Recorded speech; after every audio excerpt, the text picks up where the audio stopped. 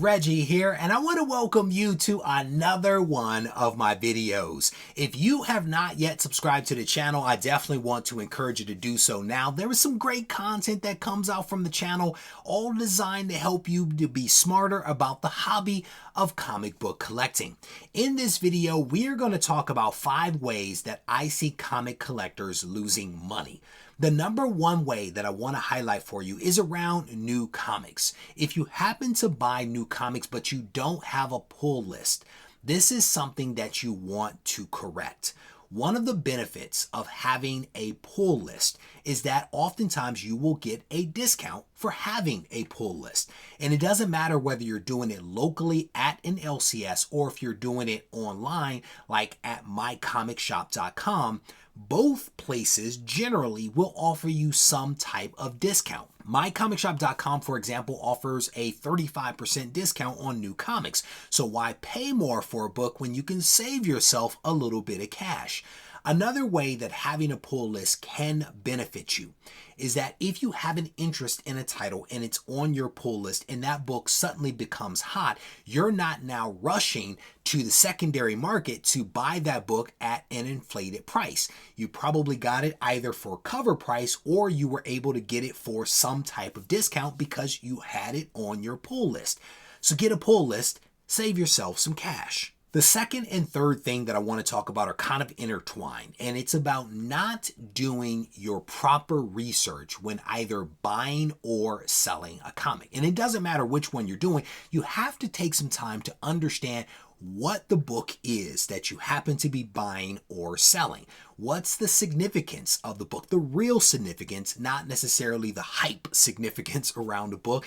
Is it a key comic? Is there something that actually happens in this book that is noteworthy? Is it some kind of special variant? Is it the last comic in a run of comics? Is it a scarce comic? Is it one that is just hard to find? Make sure that you take the time to do your research before buying or selling. Make sure you understand the value of that comic before you hand over your cash or before you sell a book and you sell it too cheaply. Research is important because in this hobby, small things can actually matter. And to that point, check out one of the side quests that I did recently. There are a lot of these books that are out there, and sometimes a small logo or a color change or something relatively insignificant can actually matter a great deal. You want to make sure also that you are using the right resource for the research that you are doing. If you are trying to value a comic, make sure you're using a pricing service. If you are trying to understand the significance of the book, that might be a completely different resource from one that actually has pricing information. Don't use a source for research and also use it for pricing because those things don't always go hand in hand. Do the research, make sure you know what you're doing when buying and selling. The fear of missing out. This is real. Like, this is a legit condition that affects all humans and all collectors. There is nothing wrong with getting swept up in FOMO and emotion and spending money kind of frivolously.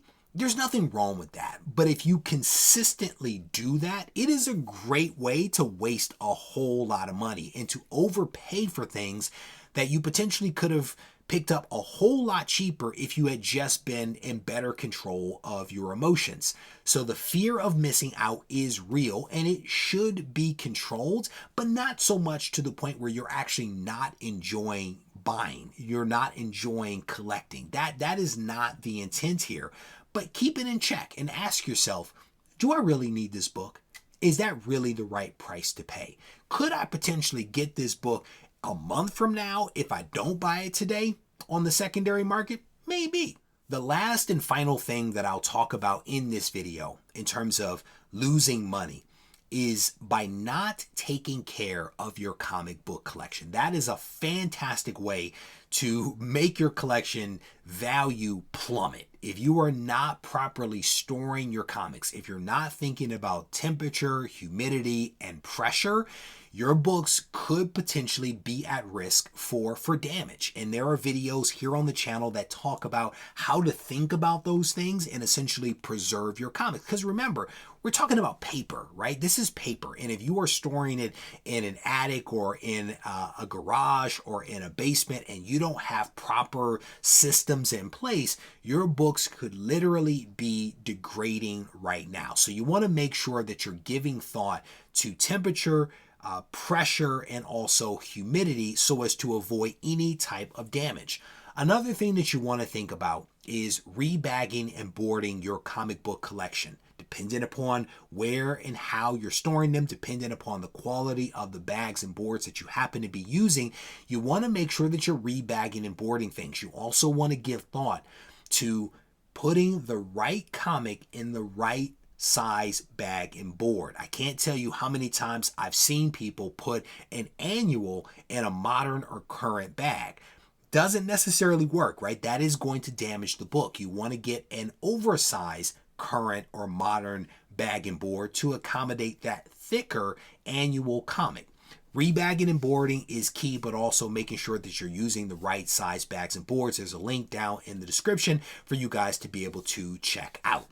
All right, so with that, I'm actually going to wrap this video up, but I do want to give one last reminder here.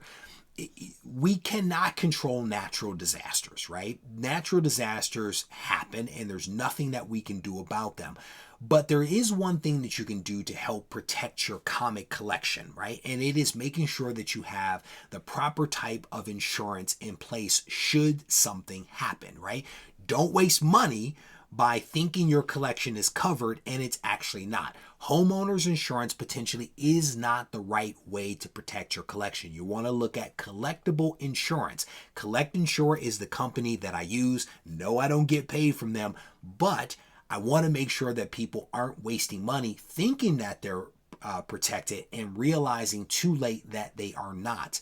Homeowners insurance may actually help you to recover what you paid for a book, but what you paid for a book and what that book is worth might not be the exact same thing. Collectible insurance pays you what the book is actually worth. So take some time, do some research, and make sure that you are protected.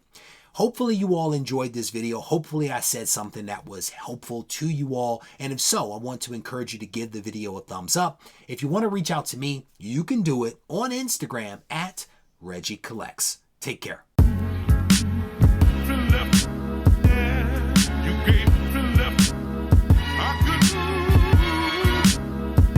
Turn me up in my headphones a little bit, like I want to feel it, I want to hear it. All right, that's it right there. I spoke. When the sun rise, till it's burned out. No place to recharge, so we gotta learn how. Conversations with OGs that got dreams that never worked out. So they become masters of dream analysis. They come in the form of barbers and schizos. Warhead with a big nose with his lip.